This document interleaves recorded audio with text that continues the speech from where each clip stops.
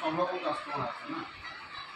আমি যদি কম দামে তোমার বাজেট থাকে তো তোমাদের লিমিটেড কম দামে বাজেট থাকে, সেই কম দামের বাজেট তোমার কাছে ওই দোকানে যেটা কম দাম অন্য দোকানে সেইগুলো দামি দিচ্ছি কিন্তু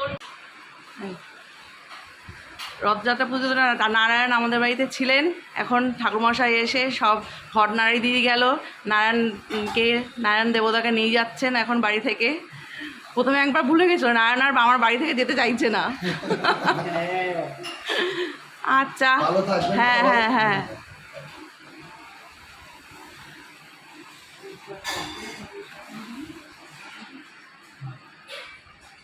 প্রসাদ ঠিক ছিল তো ঠাকুরমশাই সব কিছু? আচ্ছা আচ্ছা, ঠিক আছে। হ্যাঁ হ্যাঁ। এখন তরকারি কেটে দিচ্ছে, মাংস রান্না করব। এখানে আমার মাংস ধোয়া হয়ে গেছে, মাংস ধুয়ে রেখে দিয়েছি। এখানে ভাতও হয়ে গেছে, ভাত দিয়ে দিয়েছি। কাকিরা খেয়ে বেরোবে, তাড়াতাড়ি রান্না সারতে হবে। নেয়া আলুটা ছুলে রেখে দেবে, হ্যাঁ, আর পেঁয়াজ কেটে দেবে।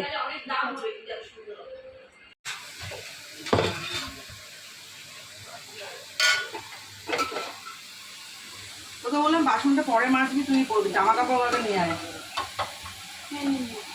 কাকিরা বেরিয়ে যাবে, সেই মাংস তাড়াতাড়ি রান্না বসিয়েছিলাম, মাংস হয়ে গেছে। হাঁড়িতে করতে করতে অনেকক্ষণ সময় লাগবে, কাকির সময়টা নেই, এই জন্য প্রেশারে একটু ছুটি মেরে নিচ্ছি।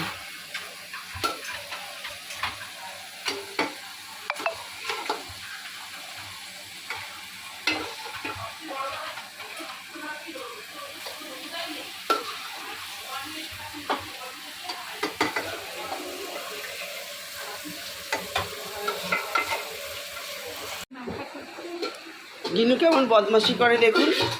গিনু আলু সেদ্ধ আর বেগুন সেদ্ধ মাখছে। ওর এই সব বদমাশি করতে খুব ভালো লাগে, আর খাবে না, একদম খাবে না, খেতে ভালো লাগে না ওর। না, ওর এসব বদমাশি করতে ভালো লাগে।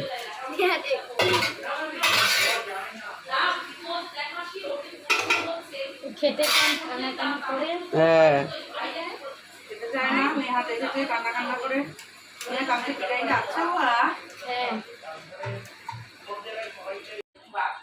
যেভাবে সাজানো তো মনে হবে এখানে করা আছে, বসে দেওয়া করা আছে, এরকম বসে থাকতে পারবে। পুরো আয়না দেওয়া আর পুরো বসা যাবে।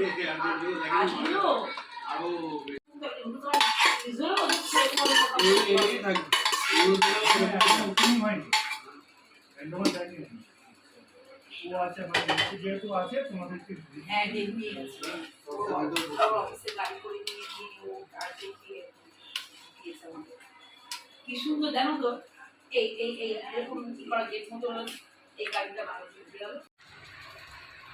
অনেকটা দিয়েছিল। কালকে রনি তো চিকেন খায় না, চিকেন খায়নি, দাদার এর জন্য মন খারাপ লাগছে। দাদা তো সকালবেলা উঠে বলছে রনি মাংস তো কালকে খেলো না, শুধু ডিম দিয়ে আলু দিয়ে বিরিয়ানি খেয়েছে। তা নিয়ে আসলো মাংস রনির জন্য। রনি দুই ভাই মাংস খেতে, মটন খেতে ভালোবাসে, আমি জানি। তাড়াতাড়ি করে রান্না করে দিলাম, চলে যাবে বেচারি। আজকে জনির জন্মদিন, তা মা তো থাকবে না ছেলের জন্মদিনে। সব মাংস দিয়ে ভাত, শাক ভাজা, আলু বেগুন সিদ্ধ, এত কিছু রান্না করে ফেলেছে। আলু সেদ্ধ, শাক ভাজা, মটন, 10টার মধ্যে রান্না কমপ্লিট। তারপরে করলাম, রান্নাটা হেভি হয়েছে।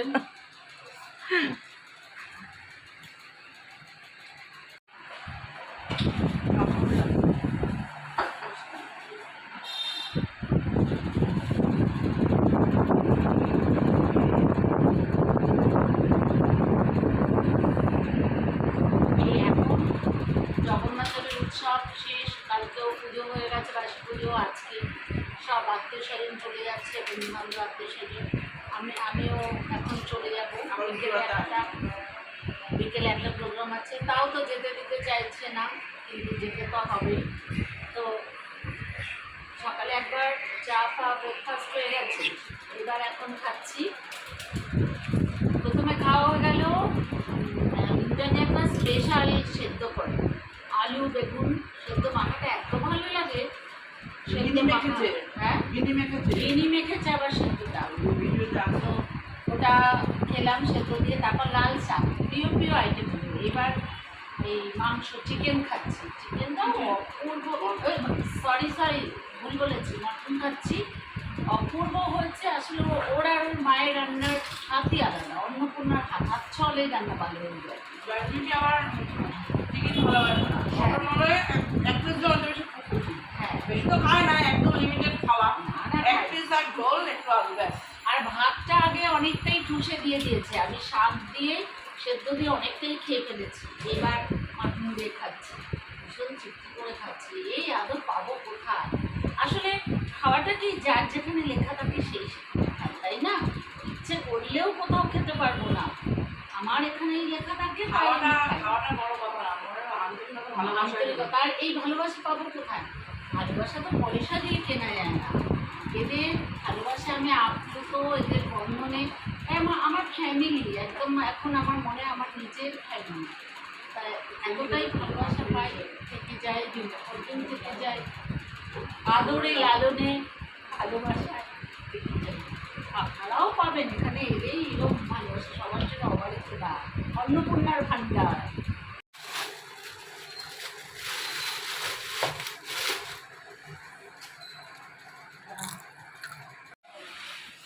তুমি কি খুঁজছো?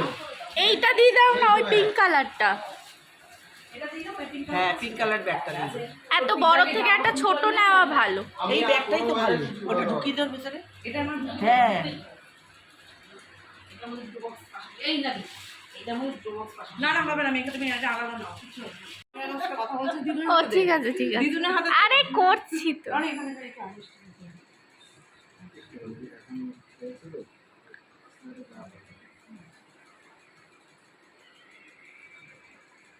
কাকার জন্য চাকরি সরকারি রসগোল্লা দাঁড়াও। কোথাও আসার সময় আনন্দ হ্যাঁ। লাগে, যাওয়ার সময় হ্যাঁ। বাড়িটা খালি হয়ে যায়, যেখানে গেলাম খাই। তারপর আমাদের বাড়িতে আবার দুখানা এমন জিনিস রয়েছে, হ্যাঁ, আমাকে বেশিদিন ছেড়ে থাকলেও ইচ্ছা করে। হ্যাঁ। পরে বা এবার ওরা তো অনেকটা বড় হয়ে যাবে, নিয়ে আসবে। চলো। বড় মাসি বলে দিয়েছে, দেখ তোর জোর করবো না, আর আমাদের বাড়ি পুজো টুজো বাচ্চাদের নিয়ে এখন আসিস না, বাচ্চাগুলো বড় হবে, কারণ জানি বাচ্চাগুলো হ্যাঁ, তখন তো অসুবিধা নেই। তাই বলছে ওই তো অন্য সময় নিয়ে আসবি।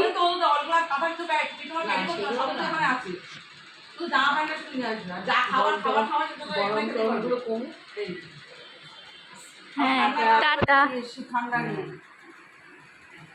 ট্রেনে সাবধানে উঠে শাড়ির কুচি ধরে ভালো করে, বাবা এই লোকাল ট্রেনে ওঠার সময় না